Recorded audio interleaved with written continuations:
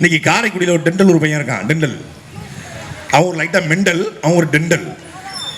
அந்த பையன் காரைக்குடிக்கு பிரச்சாரம் இருக்காப்புல. விஜய் சைக்கிளை கொடுத்துருக்கான். வண்டியில் போயிட்டு இருக்காரு. அவன் ஏன் சைக்கிளை கொடுக்குறான்? அவன் உண்மையிலே அவனுக்கு தெரியுது இவன் இப்படி அரசியல் படுறான், சொத்தை பூரா இழந்து, வீடு வாசலை இழந்து, ஏற்கனவே பொண்டாட்டி பிள்ளை இழந்தாச்சு, சினிமாவு கேரியரி முடிச்சு நாளைக்கு சைக்கிளில் தான் இவன் போகணும். அதுக்காக சிம்பாலிக்கா சைக்கிளை கொடுத்துருக்கான். சிவாஜி படத்தில் ரஜினிகாந்த் வீடை வித்துருவாரு, அமெரிக்காவில் வந்து லஞ்சம் கொடுத்து எல்லாத்தையும் வித்துருவாரு, காரையும் கொடுத்துருவாரு. கடைசியா சைக்கிளை கொடுத்து நடக்க சொல்லுவாங்க, சைக்கிளை கொடுப்பாங்க, வேணாம் நான் நடக்க பழகிறேன் பாப்புல. அது மாதிரி சார் சைக்கிள் ஓட்டி பழகிட்டு இருக்காப்புல. ஏன்னா தேர்தல் முடிஞ்ச பிறகு அவர் இப்படிதான் போகணும். எடுத்த நாள் முதல் இந்த நாள் வரை வண்டியை விடவில்லை, வாடகை தரவில்லை, என்ன ராமசாமி நல்லா இருக்கியான்னு போக வேண்டியதான். இதான் நடக்க போகுது. எதுவும் பேசல. காரைக்குடியில காத்து கிடக்குறாங்க. இன்னைக்கு தளபதி வர போறாரு, காரைக்குடிக்குள்ள வந்து புரட்சி தீய பத்த வைக்க போறாரு, நண்பா நண்பிஸ் தோளா தோழிஸ்லாம் அப்படி ஃபயரோட போறாரு. காரைக்குடியை திருப்பி போட்ட தளபதி, காரைக்குடியில மிரட்டிய தளபதி, காரைக்குடியை மெய்சிலுக்கு வந்த தளபதி, காரைக்குடியில அனல் உரை, காரைக்குடியில ஃபயர் ஸ்பீச் காத்திருக்கிறான்.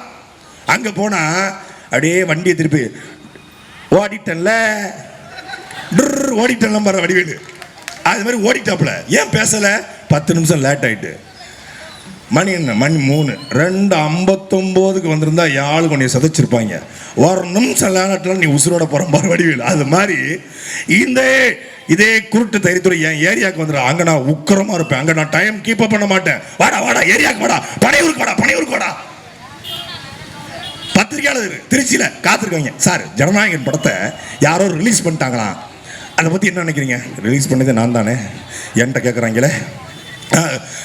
அது இங்கே இந்த பக்கம் பார்த்தா இவங்க ஏன்னு நிற்கிறான், இந்த பக்கம் பார்த்தா பாலிமர் நிற்கிறான். பாலிமர் செய்திருக்காக வேல்ராஜன் வந்துருவாங்கன்ட்டு 2 பக்கம் பார்க்கல.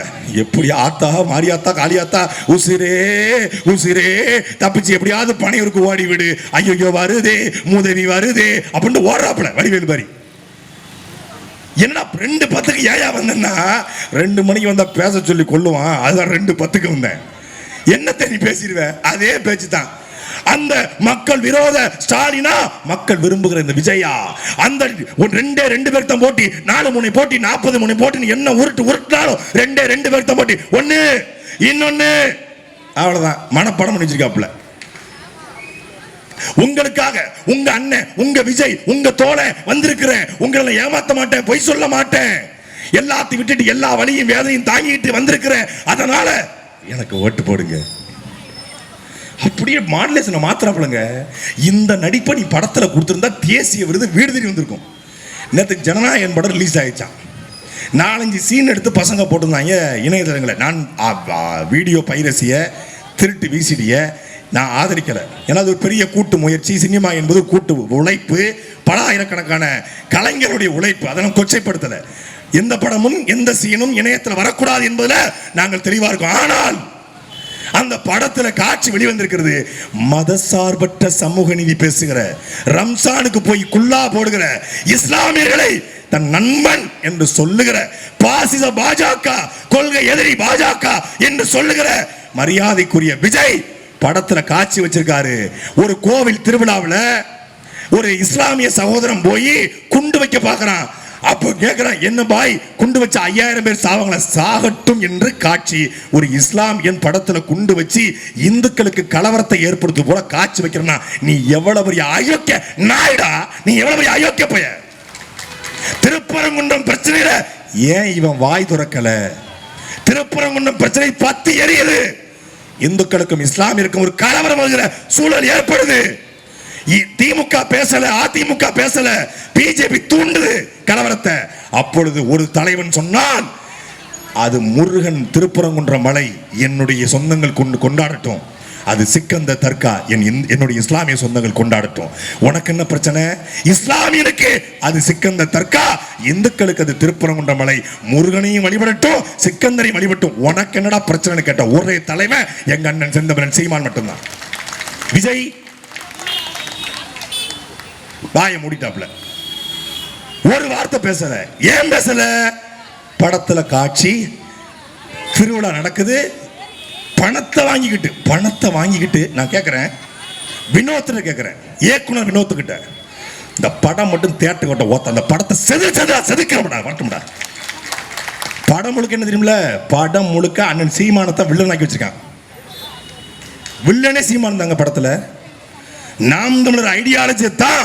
அவன் எவ்வளவு கொடூரமான மனநிலை கொண்டிருந்தா, 15 வருஷமா ஒரு கட்சி இருக்குதான், அந்த கட்சி 3வது பெரிய கட்சி ஆயிடுச்சான்.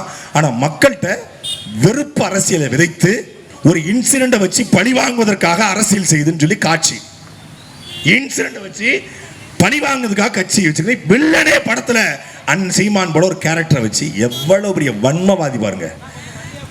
டேய், இந்த நிலத்துல தேவராக, தேவேந்திரராக, படையாட்சியாக, கோணாராக, பிள்ளமாராக, செட்டியாராக, முதலியாக, இந்துவாக, கிறிஸ்தவராக, இஸ்லாமியராக பிரிந்து கிடந்த தமிழர்களை நீயும் தமிழன், நானும் தமிழன், நாம் தமிழர் என்று உணர வைத்தவன் எங்க அண்ணன் செந்தவன் சீமான்டா.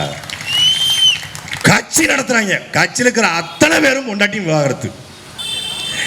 தமிழக வெற்றிகளுக்கு பிறகு பொண்டாட்டி எதிர்ப்பு முன்னேற்றங்களும் வைங்க, நல்லா இருக்கும்டா கட்சி பேரு. பொண்டாட்டியால் பொண்டாட்டியால் விரட்டப்பட்டோர் கழகம், இல்ல விவாகரத்து முன்னேற்றங்களும் வைங்க, இல்ல விவாகரத்து தராதோர் கழகம், டிவிகேக்கு பதிலாக விடிவின்னு வைங்க, விடிகேன்னு வைங்க, நல்லா இருக்கும். விவாகரத்து தராதோர் கழகம் நல்லா இருக்குல்ல, அருமையா. விடிகே, டிவிகே, அது விடிகே, அதான உண்மை. சுத்தி இருக்கிற அத்தனை வேட்பாளரும் பாருங்க. குடும்பத்தை பார்க்காத ஒருத்தன் நாட்டை பாப்பன்னு சொல்வதை எப்படி நம்ப முடியும் என்ற கேள்வியை தான் நான் எழுப்ப வந்திருக்கிறேன். தன்னுடைய சொத்துக்களை எல்லாம் மறைத்து, மனைவியின் சொத்துக்களை மறைத்து, இன்னைக்கும் தமிழ்நாட்டில் ரம்மி சர்க்கிள், இந்த லாட்டரி சீட்டு மூலமா ஆயிரக்கணக்கான குடும்பங்கள் சாவதற்கு காரணமான கம்பெனியுடைய உரிமையாளர் இந்த ஆதவ் அர்ஜுனா. இவர் தான் நாட்டுக்கு வந்து நல்லது பண்ண போறாரா என்பதை ஒரு ஓட்டை போட்டு வேஸ்ட் ஆக்கிறாதிய. உண்மையும் நேர்மையுமாக நாங்கள் அதிமுக இருந்தோம், திமுக இருந்த வேட்பாளர் கடன் வாங்கல. எப்படி திரும்ப வேட்பாளர் தெரிஞ்சிருக்கோம்? இந்த வேட்பாளர் மக்களுக்கு உண்மையா இருப்பாங்களா, மண்ணுக்கு உண்மையா இருப்பாங்களா, மொழிக்கு உண்மையா இருப்பாங்களா, 5 பைசா காசு வாங்க மாட்டார். சொந்த பணத்தில் ஆயிரக்கணக்கான பனை மரங்களை நட்டவர் எங்களுடைய சகோதரி ரோசினி. அவர் நடத்துகிற அமைப்பின் மூலமாக நூற்றுக்கணக்கான பிள்ளைகளை படிக்க வைத்தவர் தான். ஒரு 3ஆம் பாலினத்திலே இருந்து பிறந்து விட்டேன், ஆனால் என்னை போல இருக்கக்கூடிய பிள்ளைகளை, தங்கைகளை வீட்டில் அம்மா அப்பாக்கள் விரட்டி விட்ட கூடாது என்பதற்காக அவர்களை எடுத்து அவர்களுக்கென்ற ஒரு இயக்கம் வைத்து அவர்களை நல்வழிப்படுத்துகிற, சாலையிலே போகிற இடமெல்லாம் வரியோடாக மற்றவங்கிட்ட கையேந்தாத நிலைமையிலே அந்த பிள்ளைகளை மீட்டெடுத்து, திருநங்கை தங்கைகளை மீட்டெடுத்து அவருடைய படிப்புக்கு ஏற்றவாறு அவர்களுக்கான தொழிலை ஊக்குவித்து அவர்களையும் தொழிலதிபராக, என்டர்பிரனராக மாற்றுகிற வேலையை செய்யக்கூடியவர் தான் எங்களுடைய சகோதரி ரோசினி. சொந்த கால நிக்கிறவ ஆதவர்ஜினா மாதிரி மாமனார் காசுல நிக்கிற பிள்ளை இல்ல, சொந்த காசுல நிக்கிற பிள்ளை.